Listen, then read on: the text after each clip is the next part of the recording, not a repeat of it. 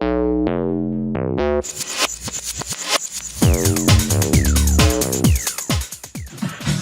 here we are inside Back to Material. This is my first ever interview. So this is Gus's first ever interview too. So bear with, but we're going to talk today about what Gus is up to and some topics around throwing events. Yeah? Yeah, for sure. So pass the mic, boom. So I'm Gus, I run Off the Cuff. We're sort of a small underground London events brand. We started just after COVID and just really got into the London scene. We were throwing events up in Durham and Newcastle beforehand. But as students, so you get all this, it's a lot easier to run a student event, especially in a small uni town than it is somewhere like London. So we were coming in pretty fresh to London. None of us had lived in London before, didn't really know the clubs that well aside from the big ones. Talk about a few of a couple of the events you've done in London. So we've done events, we started off at the Dalston Den. Did quite a few events at the Dalston Den, that was really good. And then we wanted to change up a bit because you don't want to be tied down by one venue. So we've done some of the waiting room, the club that fits is our most recent that's what we've been doing stuff out recently. It's run by the same team that run Fold, so it's the guys, they really know what they're doing. They're really keen on good programming and just having a good time really. And they're but the main thing we struggle with is just it's all right for us is we've got jobs and stuff like that, just to pay all these massive they've got massive bar deposits, higher fees. If you're a student promoter in the city, you're gonna really struggle to start up a night. Some of the places are trying to get you to do 5k bar spend on your first night, a 200 cap I've venue. experienced it before. It's tough, especially when you're trying to do something in a city where you're not from. It's always a bit harder.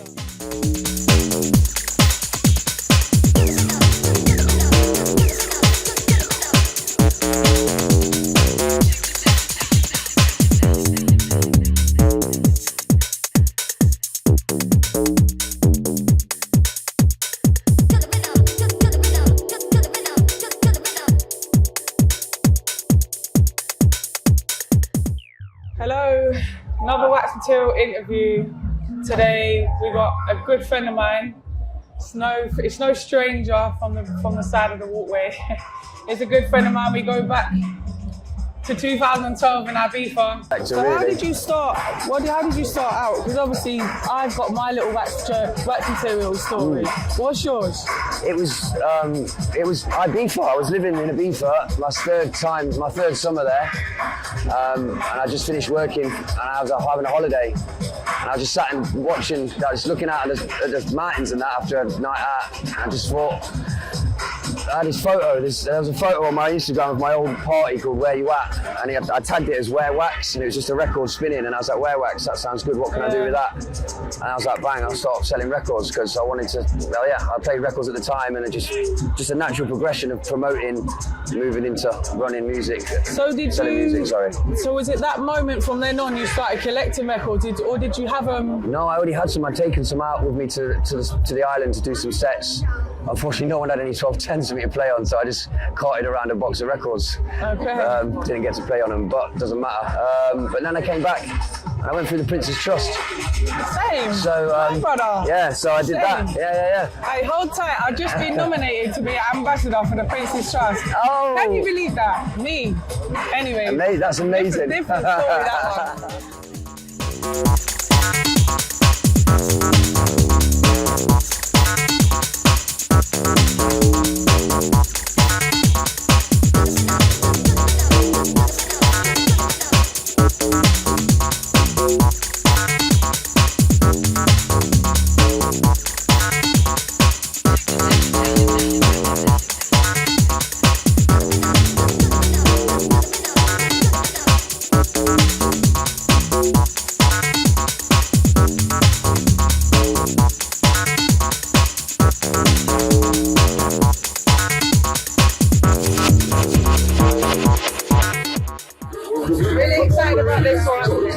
He's talking about free parties.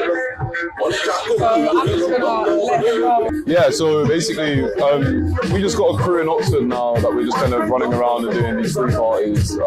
There's a few little crews and we all kind of work together independently. Where do you do them? So we do them in the forests outside of Oxford. I can't say too much. Yeah. Yeah.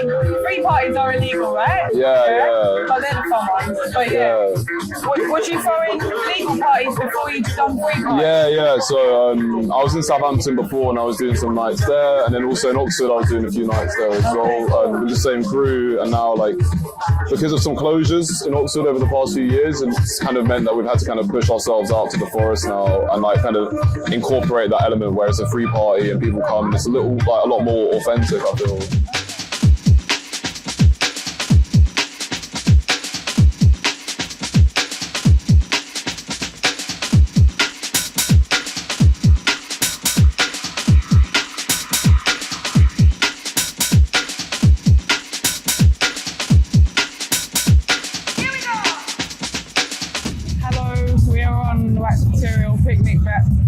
Blanket? Yeah, blanket, not bench.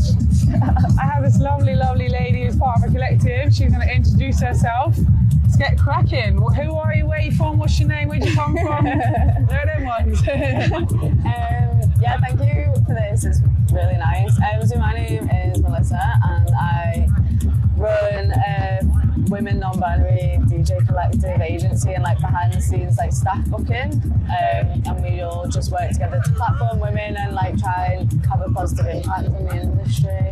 So we have like an agency, we do workshops, events, radio shows, and then we have like a communal kind of conversation platform on Discord and regular meetings, and so yeah.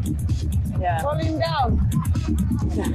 So I tried to like learn how to DJ at after parties in the tour, like when I was like growing up. Like, you learned at the after party? Yeah, so I had no equipment. I know, it was traumatic.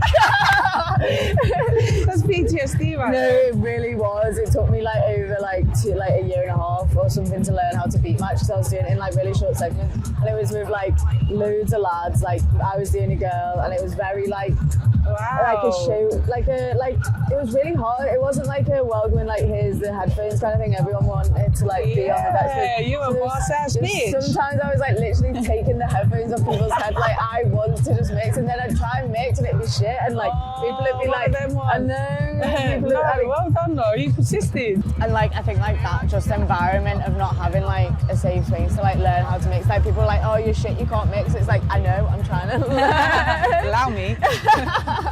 So that's where it started. So then how did you meet the others? Because it's not just you in your collective, is there? There's more of you, right? There's 37 of us. 37.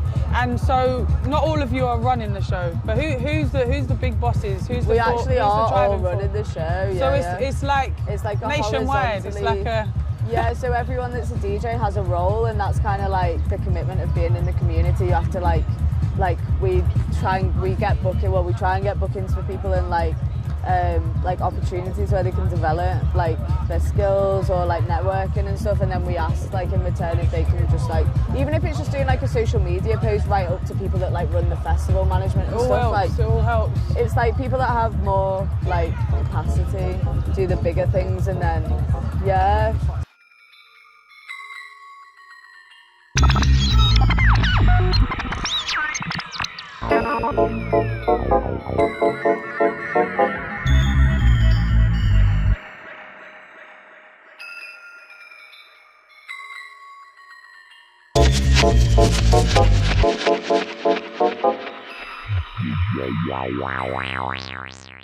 Are we rolling? Yeah. I'm sitting mad close because this is my G, this is my boy. Yes. Right, everybody knows, and if you don't get to know Zach, my G from day. Yes. Today we're going to talk about a little bit about what Zach's been doing, is about to do, because it's hella interesting and I'm involved. So me and Zach go way back, started back in Ibiza, typical dance floor friends. Zach's always been a face wherever he goes, so he's obviously landed himself in multiple different music roles and within the industry, and worked for some really cool big parties, but that's naturally and organically rolled into Zach starting his own agency with a good friend of his and mine, and he's now an agent to, how many artists you got? We now have 16 artists on the roster, including myself. So yeah, I'm gonna hand over to Zach, and Zach's just going to talk about who's got, what they're doing, what's coming up. So maybe I think let's take it back a little bit. Yeah. So my experience first started from the dance floor initially, and just through networking and dancing and connecting on the dance floor, I found myself in a position where I had an opportunity to manage 93 Feet East. It's a family and it's growing, you know, beautifully, organically. And yeah, it's beautiful to watch people like yourself and all the other artists just grow into amazing artists. And it's beautiful to really watch that transition and watch artists from going from, you know, just starting out to then playing their first shows, producing their first tracks, and then making their little breakthrough. You know, like I said, like the Laidlaws and Cases, they were kind of doing it first and have done that, and now have become successful artists and still growing. And to watch that transition, now you see your Wadders and your Lockies, these unbelievable producers and artists that have that started from just producing in their bedroom. Some of them Wadder from lockdown, you know, like he was a producer, started producing in lockdown. Now for me, one of the best producers to look out for in this industry. 22 years old, 21 years old, studying at university. Wow. You know, and yeah, man, it's really beautiful just to watch that journey and be a part of it. And bring the fun.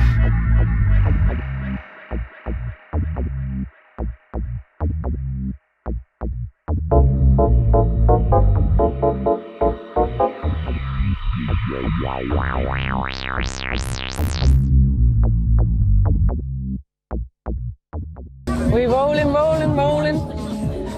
Cool. Hello everybody, back again. Wax Material Sessions. I think I've been calling these Wax Material Sessions. Got Samuel Padden, bad boy DJ. I had to have him to come and have a little interview today because last year when Sam was at the same festival, he played multiple sets inside the van that blew everybody's mind. Like the depths that he went to at different points in the day with different vibes, and he really shocked us all. Even now, a year on, I'm still like, wow, your record bag was like that big. How did you do it? Like, you are a bad man. So we've had him back this year. He's just finished a 2-hour set with us, and I'm gonna hand the mic over to Sam and let him speak about a favourite pick that he's picked from his bag this year. We're gonna play it and then he's gonna talk about it. So over to you, Sam. Wicked. So it's actually one that I played last year, and it's the first track that I played when I came back to the van for the after. Hey. And it's a down-tempo one. Nice. The story behind this one is actually quite fascinating. It's all written on the back here, but this is, forgive me my pronunciation, but it's Japanese, so it's Satoshi and Makoto, and it's called She Said 5,000 Sounds and Sequences. And it's about two brothers. They used to make tracks early 80s maybe, and they were just making tracks just to kind of demo the synthesizer, the Casio CZ 5000, and it was never intended for them to be like an album. It was just meant to be like to advertise the Casio CZ 1000 for people to buy it. Anyway, so I think young Marco got hold of them, two brothers, and he found the tapes and then re-released them, and just so inspiring. Just very, it's very got in the inspiring. corner, it's got written safe, trip. Yeah. Sounds about right. Very, very thoughtful, provoking, emotional, deep. I don't know where to begin with it. It's just so inspiring. It's actually inspired me to kind of start making more ambient music. So what you've been making some moves, you've been releasing lately, you've got some nice sets coming up. How can we look out for you? Where are you going to be? How can we catch you? Usual social media platforms, Instagram, SoundCloud, Mixcloud. Which is? Just search Samuel Padden and I'll be there. Samuel Padden, double D? Yeah, double D. P-A-double-D-E-N. And yeah, I've got a radio show with Brother Distractions, shout outs to them. I'm going over there in a couple of minutes. And I do a monthly radio show for them called Spill the Beans. And it's just, me playing less club orientated stuff, similar to what we're playing now. Where are you based? Yeah, I'm in Liverpool. Based in Liverpool? Yeah. For any type of sets, holler at Samuel Padden on all social media platforms. Bro, give me a cuddle. I love this guy, you know. I love this guy, he's a good one. Thank you so much. Thank you. Big up Jessi, big up Wax Material, big up the boys, big up all up so much. Love you. Peace out. Thank you.